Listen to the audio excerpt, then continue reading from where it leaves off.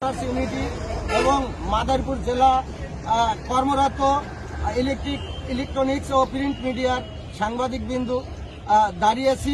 গাজীপুরে যে দুইজন সাংবাদিক, একজন বাংলাদেশের আলো পত্রিকার রিপোর্টার এবং অন্যজন প্রতিদিনের কাগজ পত্রিকার স্টাফ রিপোর্টার, তাকে নির্মমভাবে কুপিয়ে হত্যা করা হয়েছে।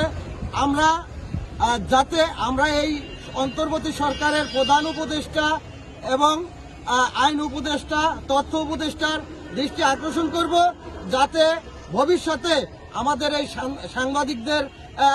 সাংবাদিকদের জন্য একটা সুরক্ষা আইন করা হয় এবং সাংবাদিকের উপরে অত্যাচার, নির্যাতন, খুন, গুম বন্ধ করা হয়।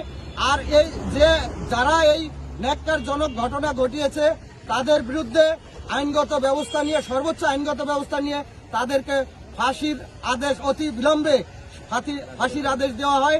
এই বলে আমি আমার সংক্ষিপ্ত বক্তব্য শেষ করছি। খোদা হাফেজ।